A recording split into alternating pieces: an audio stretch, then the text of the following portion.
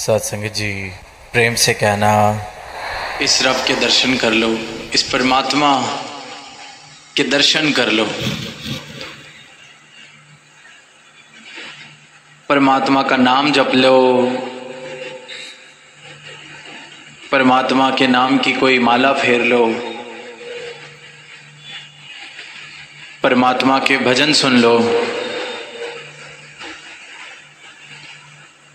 आवाज़ ये नहीं, आवाज़ ये दी जा रही है कि इस परमात्मा के साक्षात दर्शन कर लो।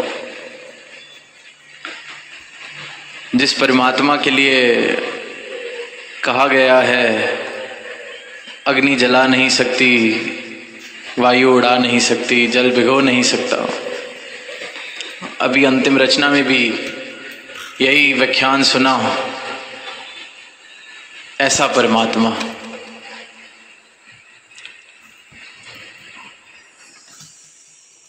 पग बिन चले सुने बिन काना, ये भी महात्माओं से सुना। कर बिन कर्म करे विधि नाना। ये जिस परमात्मा की व्याख्याएं अभी तक पढ़ी हैं, सुनी हैं, वेदों में, शास्त्रों में, धर्मस्थलों पर, इस परमात्मा को देख लो, दर्शन कर लो, प्राप्त कर लो। ये आवाज़ इस मैदान से संत दे रहे थे, इस मैदान में खुली आवाज़ दे रहे थे कि जीवन का मूल डाल लिया जाए। ये मानव तन जिस लिए मिला है उस कार्य को पूरा कर लिया जाए। ये आत्मा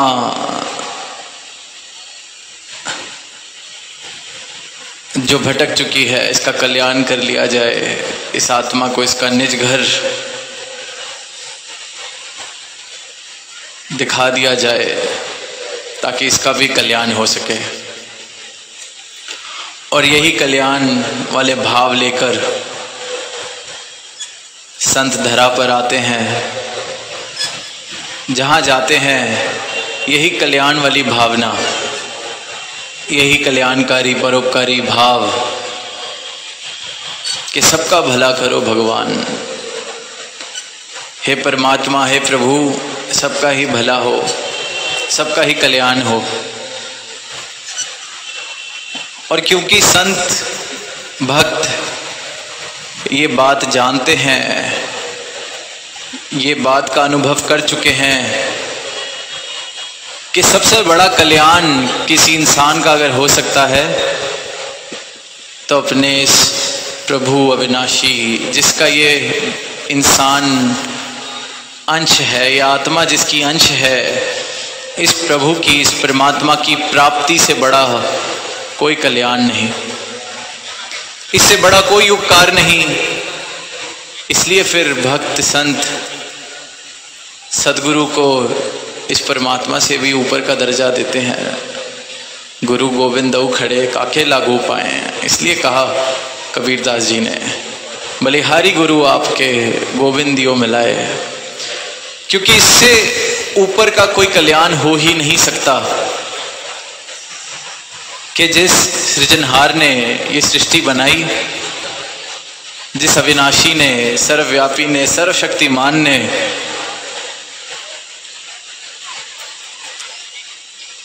मुझे बनाया, मैं उससे ही मिल लिया, मेरा उससे ही मिलन हो गया, मिलाप हो गया। तभी फिर मीराबाई जी ने कहा कि पायो जी मैंने राम रतन धन पायो। तो इस दौलत को हासिल करके ही सही मायनों में मानव का कल्याण होता है। और इसीलिए फिर भक्त जन, संत जन सबके ही कल्याण की अरदास, मनोकामना, प्रार्थना करते चलते हैं कि सबका भला करो भगवान, सही मायनों में भला करो, दर्शन दो। हर कोई अपने असली रूप को देख सके।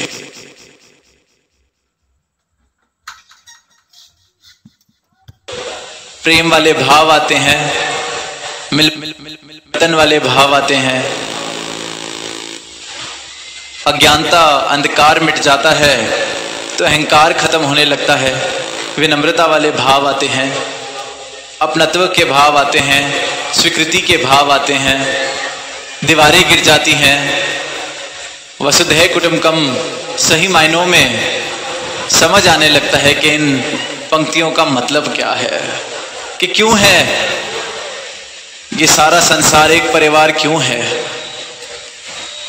क्योंकि इस एक ने इसको बनाया है। एक नूर से सब जग उपजा। इस एक की सारी सृष्टि, इस एक की सारी खलकत, इस एक का ही सारा का सारा फैलाव। तो फिर जब इस एक ने हम सबको बनाया है तो हम में किस बात का फर्क रह गया। फर्क आंखों को तब तक दिखता है जब तक अज्ञानता का चश्मा इन आंखों पर चढ़ा हो और सदगुरु की कृपा होती है, इस परमात्मा के दर्शन होते हैं, अपनी पहचान मिलती है, तो अज्ञानता वाले सारे चश्मे नजर के आगे से हट जाते हैं। तो फिर सही मायनों में सब अपने लगते हैं, फर्क मिट जाते हैं, दूरियां मिट जाती हैं, प्रांत मिट जाते हैं, जातियां मिट जाती हैं, कुल मिट जाते हैं। क्योंकि वो अज्ञानता वाले चश्मे के कारण मुझे दिखाई पड़ रहे थे, कोई ऊंचा कोई नीचा, ये भाव मिट जाते हैं। फिर सही मायनों में मेरे जीवन में धर्म प्रवेश करता है। धार्मिक होना कोई चंद किताबें पढ़ लेना नहीं है, कोई तीरथ कर लेना नहीं है। धार्मिक होना, जैसे कि कहा गया है, परहित सरस धर्म नहीं भाई, परहित वाली भावना कि किसी पराये का हित जो कर रहा है उससे ऊंचा धर्म नहीं। पर पीड़ा संग नहीं अदमाई, और जो पराये को पीड़ा दे रहा है इससे बड़ा कोई पाप नहीं। फिर ये पंक्तियां पढ़ते हैं तो मन में भाव आते हैं कि भला करना है सबका, हित करना है सबका, पराये का हित करना है, पर हित सरस धर्म नहीं भाई।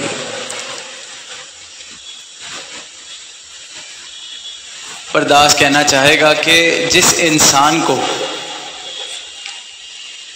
प्रभु की प्राप्ति हो जाती है, जिसकी आंखों से अज्ञानता के चश्मे सही मायनों में हट जाते हैं, मूल रूप से जो इस परमात्मा को जान लेता है, देख लेता है, हर तरह के भ्रम जिसके मिट जाते हैं,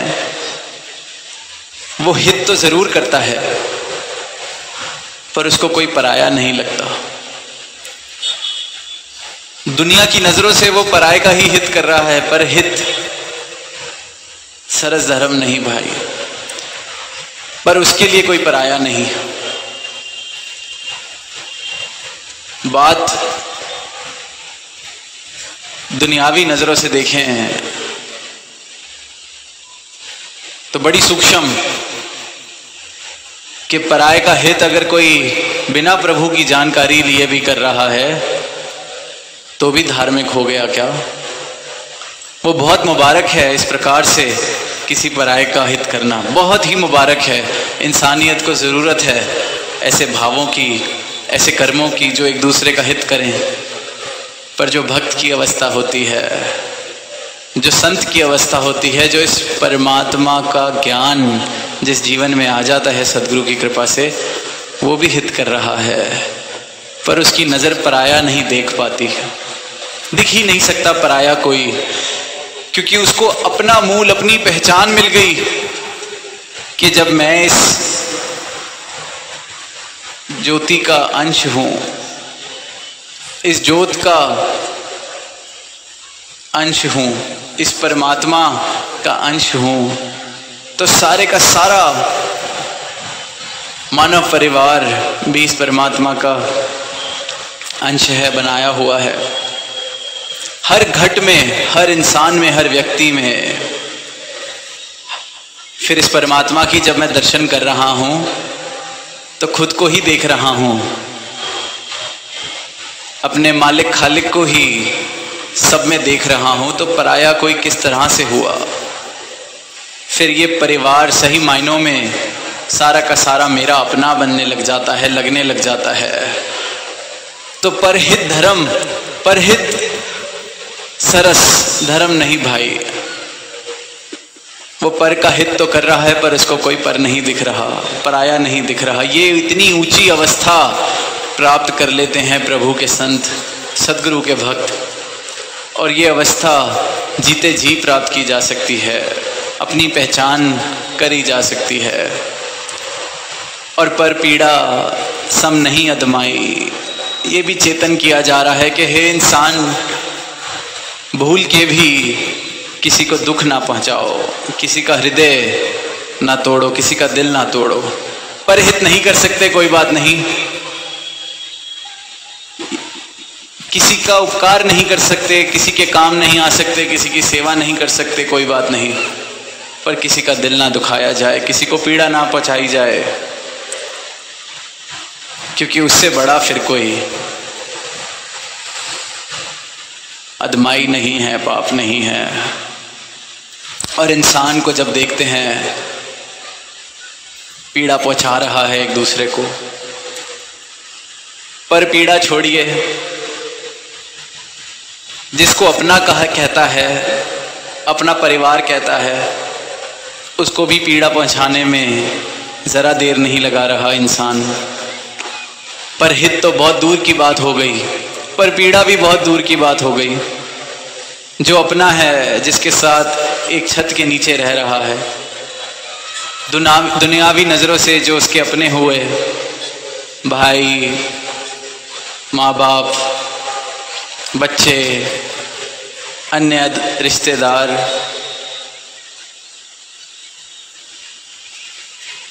जो तो अपने कहलाए गए दुनियावी दृष्टि से, उनको भी पीड़ा पहुंचाने में, उनको भी दिल दुखाने में उनका इंसान जरा देर नहीं लगाता। कहीं जायदाद के झगड़े हैं, कहीं मैं मेरी के झगड़े हैं, कहीं गलत फहमियाँ इस प्रकार बीच में आ गई हैं, कहीं सिर्फ अपनी ज़बान से ही इतनी ठेस किसी को पहुंचा देते हैं इंसान। कोई ज़रूरी नहीं कि किसी को पीड़ा देने के लिए हिंसा करनी पड़े, हाथ उठाना पड़े, या किसी का कोई नुकसान धन के तरीके से करना पड़े। कई बार ये ज़बान ही, हमारे शब्द ही इतनी पीड़ा किसी को पहुंचा देते हैं कि उसकी भरपाई पूरी उम्र नहीं कर पाता इंसान।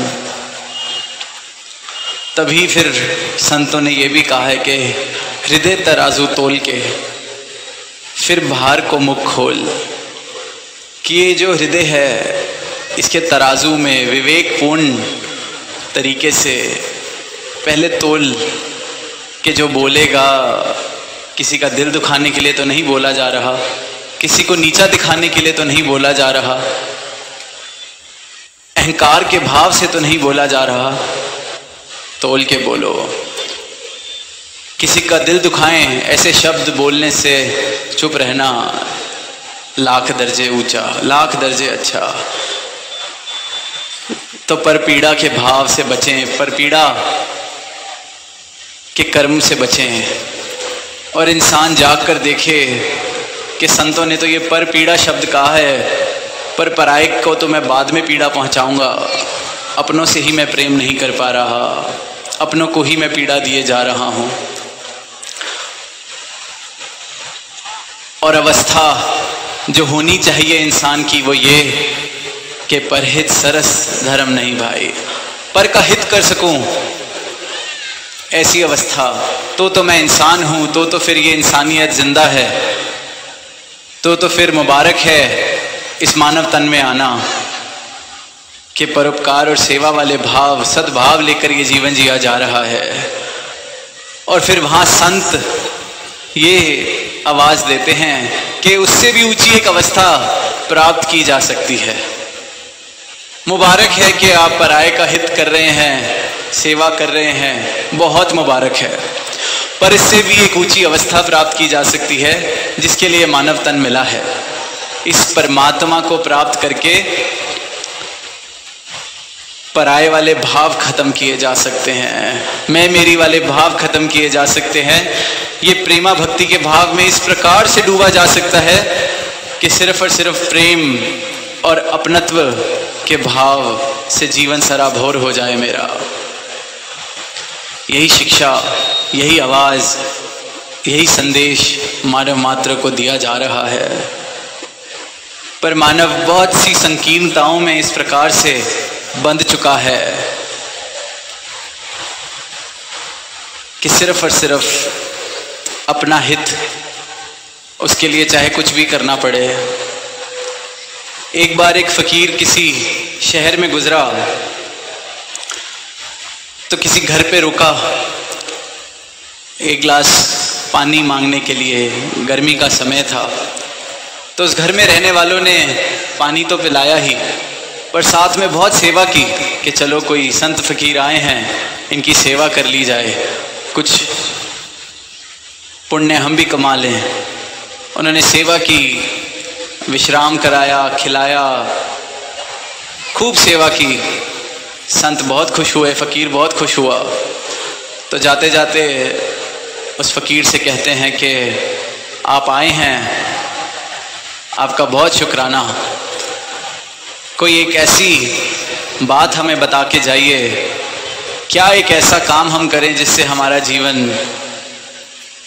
सुंदर बने, परमात्मा को पसंद आए, ईश्वर हमें प्रेम करे, ऐसा कोई क्या कर्म हम करें। तो वो फकीर आगे से कहता है कि तुम्हारी बातें सुन के लगता है तुम प्रार्थना जरूर करते होगे, ईश्वर की आराधना जरूर करते होगे। अगली बार जब भी प्रार्थना करो ईश्वर से तो सिर्फ अपने लिए मत मांगना, सबके लिए मांगना, सबके लिए प्रार्थना करना, सबका भला मांगना। अगर अपने लिए धन, वैभव, दौलत मांगते हो तो कहना सबके लिए, अपने लिए सेहत मांगते हो तो कहना सबके लिए। तो वो आगे से परिवार वाले बहुत शुक्रिया करते हैं और कहते हैं कि ये तो बहुत आपने मूल मंत्र आपका बहुत अच्छा लगा, हम पूरा प्रयास करेंगे। पर क्या हम एक काम कर सकते हैं, हम सबके लिए तो मांग लेंगे पर अपने पड़ोसी के लिए ना मांगे तो क्या चलेगा। बाकी सारी सृष्टि के लिए, बाकी सारी दुनिया के लिए मांग लेंगे, पर ये जो साथ में रहता है इसके लिए ना मांगे तो क्या चलेगा। तो आगे से फकीर कहता है कि तुम भूल जाओ मैंने तुम्हें क्या कहा था, इससे पहले मैंने तुम्हें क्या समझाया, तुम सब भूल जाओ। तुम बस इस पड़ोसी के लिए मांगो, सारी दुनिया की चिंता तुम छोड़ दो। सारी दुनिया के लिए मांगना, सारी मानवता के लिए मांगना तुम छोड़ दो। अगली बार जब प्रार्थना करो तो सिर्फ इस पड़ोसी के लिए मांगना, जो अपने लिए मांगो वो इस पड़ोसी के लिए मांगना, प्रभु तुमसे खुश होगा। तो कहने का साथ संगत भाव सिर्फ इतना ही, जो मेरे अपने हैं उनकी खुशी मैं बर्दाश्त नहीं कर पा रहा, उनका सुख, उनका चैन, उनकी तरक्की ही मुझे नीचा दिखाने लग जाती है। जो अपने दुनियावी नज़र से हैं वो ही इतने पराये हो चुके हैं, वो ही इतने दूर हो चुके हैं। इसलिए फिर यही आवाज़ दी जा रही है कि मुबारक है पर का हित करना, पर एक ऐसी अवस्था भी प्राप्त की जा सकती है इस प्रभु को प्राप्त करके कि सब में इस प्रभु के दर्शन हो, सब अपने लगे हैं, पराये का भाव ही खत्म हो जाए। ऐसी सृष्टि बन सकती है। बस मेरी दृष्टि सदगुरु के ज्ञान वाली हो जाए, ऐसी दृष्टि हो जाए जिसमें सब में इस परमात्मा के मैं दर्शन करूं, इस राम के मैं दर्शन करूं, इस अविनाशी के मैं दर्शन करूं। और जब सब में मैं इसके दर्शन करूंगा तो सबसे प्रेम होना जाहिर सी बात है, लाजमी है। तो ये प्रेम पूर्वक जीवन बन सके, पर इसका आधार सिर्फ और सिर्फ ये सत्य, ये ज्ञान, ये परमात्मा, ये प्रभु ही हो सकता है। क्योंकि जिस जीवन का आधार ये परमात्मा, ये सत्य हो जाए, फिर उस जीवन में कोई पराया नहीं, फिर वो जीवन कभी किसी को पीड़ा नहीं पहुंचा सकता। तो ऐसा जीवन हर किसी के हिस्से आ सकता है और सही मायनों में इंसान इस धरा के लिए वरदान का रूप बन सकता है।